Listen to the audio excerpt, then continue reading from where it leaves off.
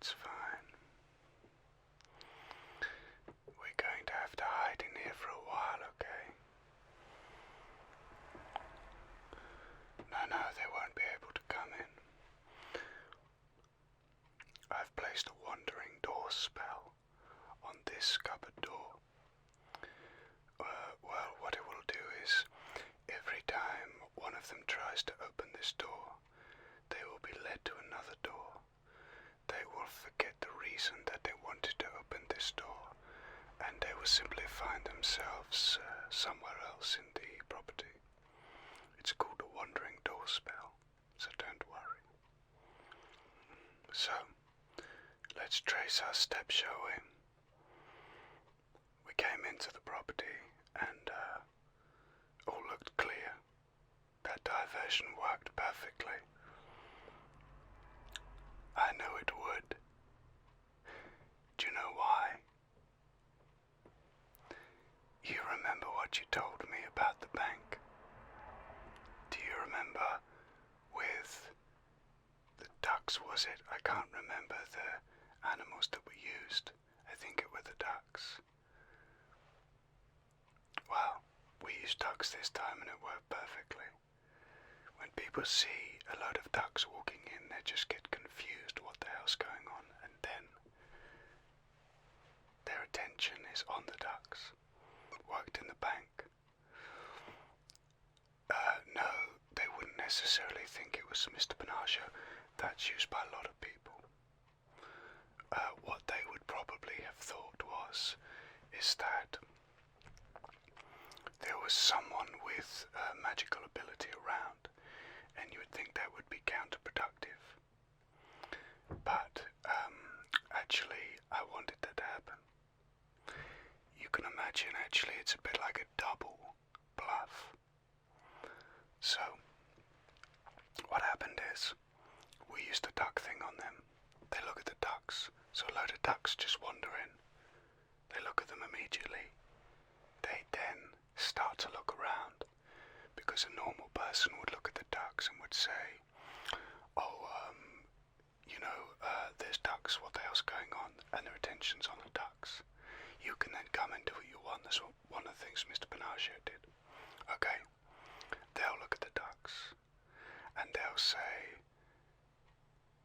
there's someone of magic in the building, and they'll start looking around. When they look around, I then placed an odd observation spell on them.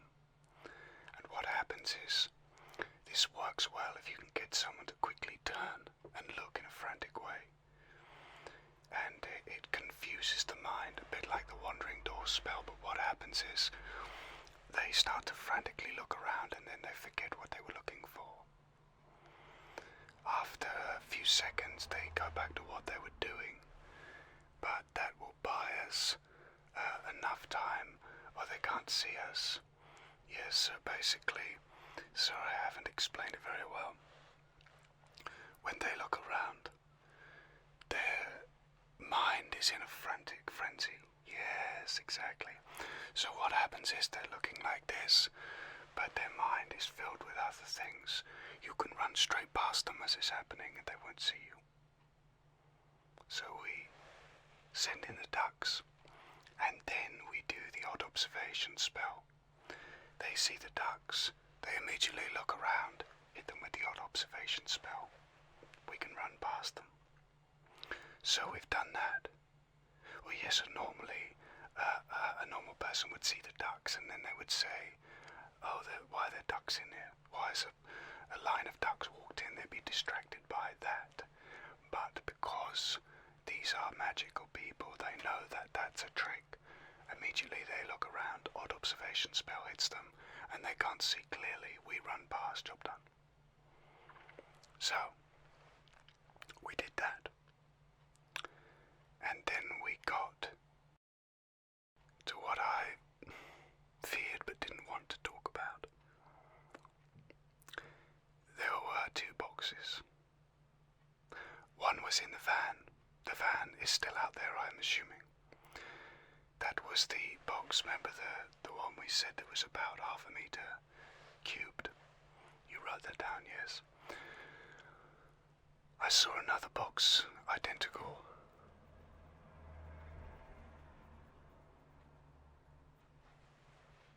It had a red mark on it though. Let me explain to you what that means. So, there is a third crystal that can be added to the staff.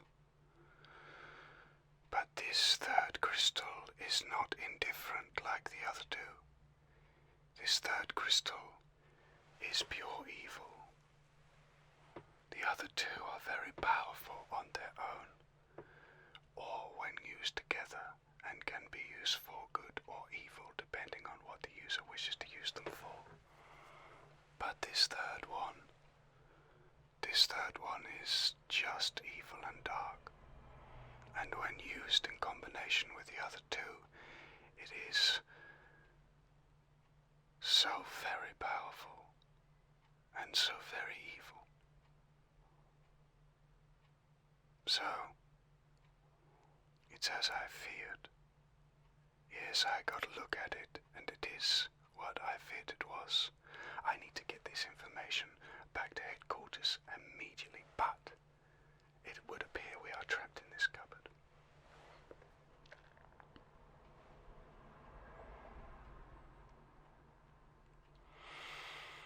Now I think what we do,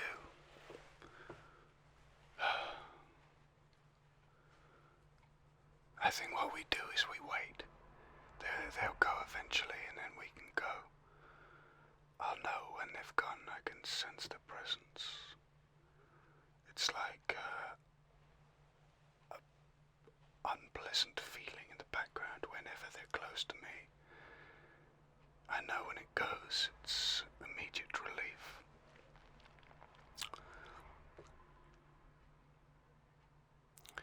Yes, after we saw the box, we then heard a noise and we ran in and hid in this cupboard. But don't worry, they won't come in the cupboard. As I say, wandering doors. No, they won't be able to hear us. Simple silence spell. Yeah, it just means that anything in this room won't go out there. I still whisper because it's just an old habit. Even though I know the silence spell works, I still whisper. I can't talk if I'm hiding. I can't talk loudly, or even normally. I know it's psychological, it's silly. Now, whilst we're here, I may as well teach you a little bit more. May as well use the time productively. So, you've learned about some of the characters involved in this, that work with Jacon. Yes, they're loyal to Jacon, yes. They're loyal to Mr. Palacios, but you remember I talked about the possible attempt at a coup? Well, I think, personally, that if he was going to actually do it, those henchmen would be with him, every single one. But there are many, many of them, different ones. Some loyal to Palacios, some loyal to Jacon. All afraid of Palacios. Mr. Palacios is a very dangerous man. All who have ever crossed him have suffered as a result for this action. But Mr. Palacios knows that darkness cannot defeat the light.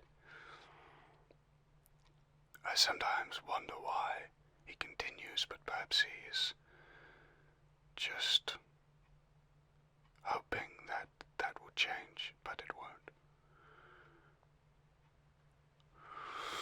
Okay, so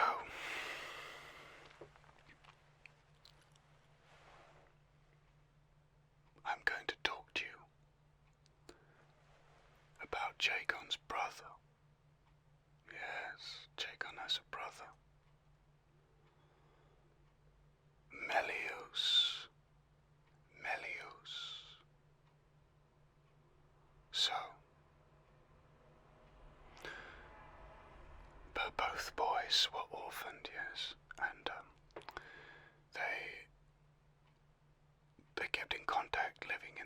boats, but Jacob preferred to do the door-to-door sales. Melias didn't. He basically, he decided that for him it would be better to live off the land and to develop his skills in combination with nature and natural magic. Well, that's an interesting question. Is Melias good or bad?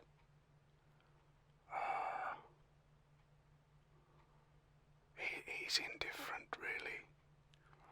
He is obsessed with nature, and I like that.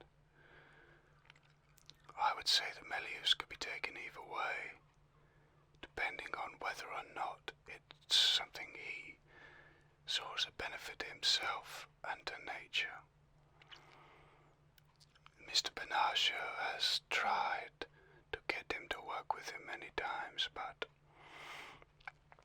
Melias always sees through it because he can see that Mr. Palacios, as much as he tries to convince him, does not really care for nature. Palacios would, he would wipe out an entire forest for the smallest reason if it meant it would help him in even a tiny way. Melias knows this, so Palacios has tried many times to bring him over, but he's never succeeded. No, Jacob doesn't really care about nature. Yes, we've tried to bring Melias over to our side, but he's conflicted, for he does love his brother and it causes him strife. Melias just wants to live in nature and be allowed to live in nature. He doesn't want to be bothered. He doesn't want to betray his brother, and he doesn't want to work with evil, so it leaves us with a bit of a limited option as to what to do with him. Maybe you could talk to him. What kind of magic? Oh, one thing I'll say about him, he's a dedicated practitioner. The things he can do are incredible, and nature works with him. He can walk into a forest, and he can beckon all the animals over to him, and they will help him in any way they can. And this is really something, if you imagine, utilizing the strength of a bear, the speed of a cheetah, or the nimble agility of a squirrel. Sounds silly, but imagine if you wanted something stolen, and you could send a squirrel in through a window to get it. Melias can. No, he's not a thief. But if he needed to get something, he could do that. I'm just giving you an example of the kind of things he can do. Where does Melias live? He lives in a great forest surrounding Mr. Palacios' castle. Yes, that forest that you went through with our Black Ops friend. Yes, he lives in that, but he doesn't live very close to the castle. That forest is huge. It's quite a distance that he lives in the castle, yes. You can hear those seagulls. Yes, we're not far from water here. I think they're going to use the water to smuggle the stones out. Mr. Palacios has many boats, you see, so it makes sense that a lot of their houses are by water. But anyway, Melias, yes, he lives in a forest in a proximity to Mr. Palacios' castle, and he got the trees to work with him, and they have grown a house for him. It's magnificent.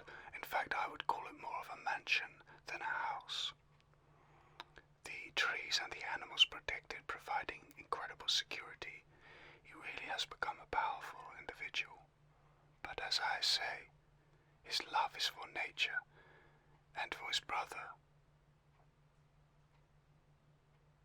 I think he's more good than not, but ultimately he does not really care what goes on outside of the natural world. He refuses to get involved in this.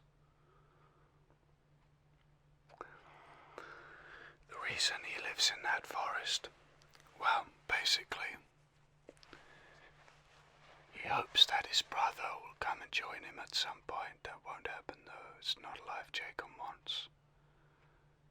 And so he wants to stay close to Jacon, and that's why he lives near the castle. But he also wants to make sure that he's there for Jacon in case things go wrong. In case Mr. Palacios betrays him. Exactly, that's why we keep a close eye on Melias, because think about it. If this coup of Jacon goes ahead, then Mr. Palacios and Jacon will fight, and at that point I believe Melias will come to Jacon's aid. If we can get in at the right time when this happens, the combined power of Jacon, Melias, and ourselves could be enough to stop Mr. Palacios. But obviously it wouldn't end there. We'd then have to deal with Jacon. But at least we could close the door on Mr. Palacios, a door we've been trying to close for many years.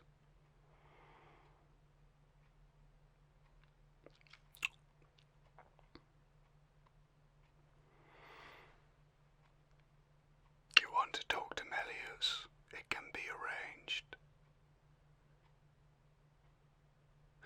I would come with you, but I would keep my distance. Perhaps I would walk up to the gate, and then I would let you go in. No, he wouldn't hurt you. As I say, he's not a bad person. It's just, he just wants to not get involved, that's all. He wants to be left out of it. I can understand it to a point, but he needs to realize that Mr. Palacios will never stop. He wants power, endless power. And eventually, that will affect Melias.